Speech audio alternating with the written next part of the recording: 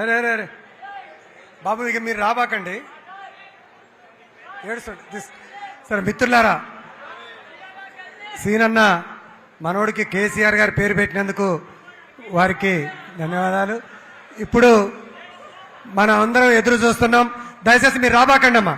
కేటీఆర్ గారు ఉపన్యాసం కోసం మనందరం కూడా ఎదురు చూస్తున్నాం. ఈ 18వ అమాలి మహాసభకు వచ్చిన మన కార్యనిర్వాహక అధ్యక్షులు తెలంగాణ ఆశాజ్యోతి కేటీఆర్ గారిని మాట్లాడాల్సిందిగా విజ్ఞప్తి చేస్తా ఉన్నాను.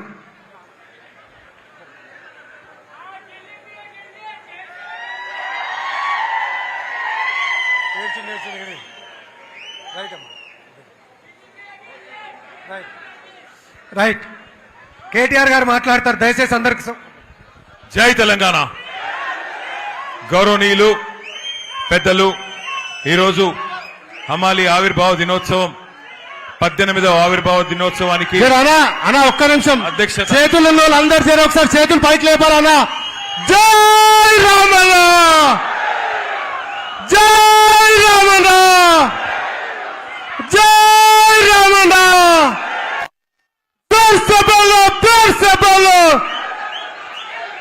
కేసీఆర్, కేసీఆర్, జై తెలంగాణ. Thank you. గౌరవనీయులు, ఈరోజు 18వ హమాలి ఆవిర్భావ దినోత్సవానికి అధ్యక్షత వహిస్తున్న పెద్దలు, మీ అందరి నాయకుడు, నాకు కూడా ఆప్తుడు, సోదరుడు శ్రీ హమాలి సీనన్న గారికి, గౌరవనీయులు పెద్దలు, స్థానిక శాసనసభ్యులు, ఈరోజు ఈ కార్యక్రమానికి మరి మొత్తం ఏర్పాట్లు దగ్గరుండి చేసిన పెద్దలు శ్రీ బండారి లక్ష్మారెడ్డి గారికి, గౌరవనీయులు ఇట్రా సీనన్న, గౌరవనీయులు మరి ఈ హమాలి సంఘానికి గౌరవ అధ్యక్షుడిగా ఉద్యమం నుంచి కూడా మిమ్మల్ని ముందుకు నడిపిస్తున్న పెద్దలు అన్న మాజీ మంత్రివర్యులు శ్రీనివాస్ గౌడ్ అన్న గారు, గౌరవనీయులు పెద్దలు, మొన్ననే జరిగిన పార్లమెంట్ ఎన్నికల్లో మన అభ్యర్థిగా పోటీ చేసిన మీ ఉప్పల్ నియోజకవర్గ సోదరులు, మీ అందరికీ ఆప్తులు పెద్దలు శ్రీ రాగిడి లక్ష్మారెడ్డి గారు, జనగామ మనం మన్నించాలి భువనగిరి పార్లమెంటు నుంచి మన అభ్యర్థిగా పోటీ చేసిన గౌరవనీయులు పెద్దలు అన్నగారు శ్రీ ఖ్యామా మల్లేష్ అన్న గారు, గౌరవ వేదిక పైన ఉన్న మా పెద్దలు బీఆర్టీయూ రాష్ట్ర అధ్యక్షులు శ్రీ రాంబాబు యాదవ్ గారు, గౌరవనీయులు శ్రీ సోమశేఖర్ రెడ్డి గారు, గౌరవనీయులు శ్రీ దేవేందర్ రెడ్డి గారు, గొల్లూరి అంజయ్య గారు, కొత్త రామారావు గారు, ఇంకా వేదిక ముందున్న మా గౌరవ కార్పొరేటర్లు మా ప్రభుదాస్ గారు, మా సాయిజన్ శేఖర్ గారు, మా బన్నాల గీతా ప్రవీణ్ గారు, ఇంకా నేను మా గంధం జ్యోత్స్నా నాగేశ్వరరావు గారు, ఇంకెవరి పేర్లు మర్చిపోయిన వాళ్ళందరూ ఏమనుకోకుండ్రి, మన్నించాలి. ప్రభాకర్ రెడ్డి గారికి, ఇంకా పేర్లు ఎవరెవరైతే మర్చిపోయిన వాళ్ళందరికీ, వేదిక ముందున్న మా హమాలి సోదరులందరికీ 18వ ఆవిర్భావ శుభాకాంక్షలు హృదయపూర్వకంగా తెలియజేసుకుంటా ఉన్నాం.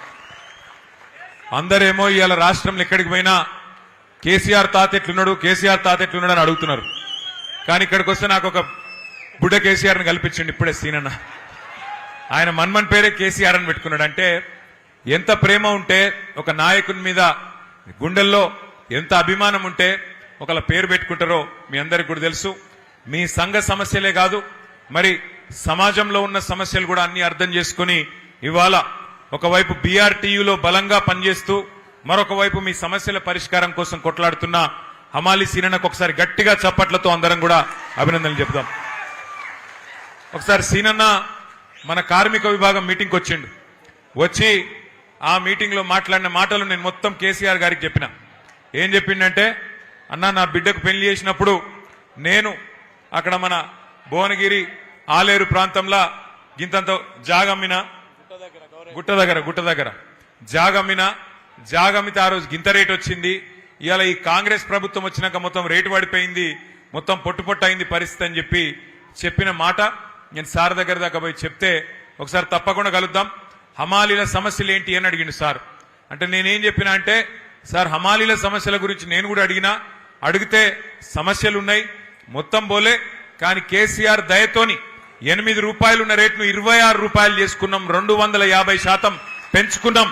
2 ఏళ్లకు ఒకసారి ఎన్నడూ లేని విధంగా గతంలో 5 ఏళ్లుంటే 2 ఏళ్లకు ఒకసారి పెంచుకున్నామని చెప్పి అన్న చెప్పిండు అని చెప్పిన. చాలా సంతోషం. ఇంకేమన్నా సమస్యలుంటే కూడా నువ్వు చెప్పు, తప్పకుండా ఆరోగ్య భద్రత కావచ్చు, ఇంకా ఏదైనా సమస్యలు కావచ్చు, ఏమున్నా మళ్ళీ తప్పకుండా గులాబీ జెండా ఎగురుతుంది ఈ రాష్ట్రంలో. తప్పకుండా హమాలీల సమస్యలు ఒక్కటి కూడా ఇడిచిపెట్టకుండా తీర్చే బాధ్యత మనది అనే మాట కూడా నువ్వు చెప్పు అని చెప్పి సార్ నాకు చెప్పిండు.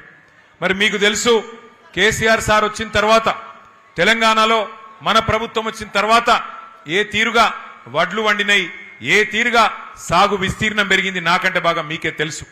ఎందుకంటే మోసటోనికి తెలుస్తుంది కష్టం, బస్తాలు మోస్తే తెలుస్తుంది కష్టం తప్ప డైలాగులతోని పంచి డైలాగులతోని ఏమి కాదు.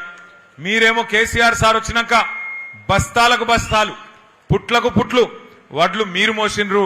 మరి రాష్ట్రంలో ప్రజలకు బువ్వ పెట్టే విధంగా, దేశంలో ప్రజలకు బువ్వ పెట్టే విధంగా అటు రైతన్న కష్టపడితే మరి మోసి మోసి మోసి మీ ఈపులో కాయలు కాసిన పరిస్థితి. మీరేమో బస్తాలు మోసి, వడ్ల బస్తాలు మోసి, బియ్యం బస్తాలు మోసి మీరు కష్టపడ్డారు. మరి ఇవాళ ముఖ్యమంత్రి గారు ఉన్నారు, ఆయన కూడా కష్టపడుతున్నాడు. ఏం సంచులు మోస్తున్నాడో నాకంటే బాగా మీకే ఎరక. ఏం సంచులు మోస్తున్నాడో, యాడికి మోస్తున్నాడో మీకే ఎరక. ఆయన పాపం మోసి మోసి కష్టపడుతున్నాడు. ఆయన కూడా బస్తాలు మోసి మోసి ఢిల్లీలో ఉన్న పెద్దల కోసం పైసల సంచులు మోసి మోసి అవస్థ పడుతున్నాడు, ఆగమైతున్నాడు. ఆయన ఆగమైతే అయ్యిండు, కానీ రాష్ట్రాన్ని ఆగం చేస్తున్నాడు.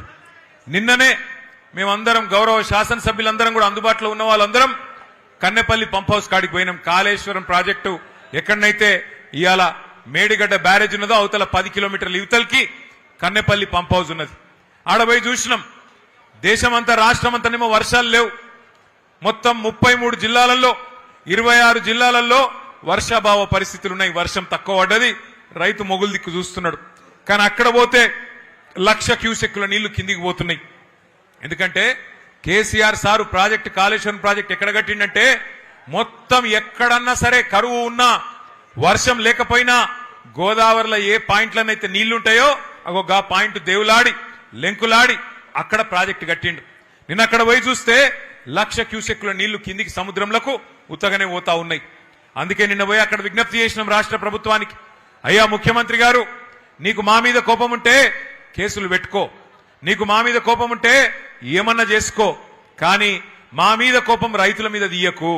ఇగో పంపు దగ్గర, కన్నెపల్లి పంపు దగ్గర 1,00,000 క్యూసెక్కులు కిందికి పోతున్నాయి. ఆడ నువ్వు చేయాల్సిందల్లా 2 పంపులు చాలు చేస్తే చాలు, మొత్తం రాష్ట్రం అంతా సుభిక్షంగా అవుతుంది కాళేశ్వరం ప్రాజెక్టు వల్ల. దయచేసి ఆ పని చెయ్యు అంటే చేస్తలేడు. ఎందుకంటే ఆయనకు తెలుసు, ముఖ్యమంత్రి గారికి ఆయనకు తెలుసు, నీళ్ళు ఇచ్చినావు అనుకో యూరియా ఇయ్యాలి. మరి యూరియా ఇస్తే పంట వండుతుంది, పంట వండితే మరి మళ్ళీ పంటలు కొనాలి, పంట కొంటే మద్దతు ధర ఇయ్యాలి, మద్దతు ధర ఇస్తే మళ్ళా బోనస్ ఇయ్యాలి. ఇక సప్పుడేక ఈ లొల్లెంత ఎందుకు, నీళ్లు లేకపోతే ఏ లొల్లి లేదన్నట్టు ఇవాళ నీళ్లు ఉండి కూడా పంటలను ఎండబెడుతున్నాడు.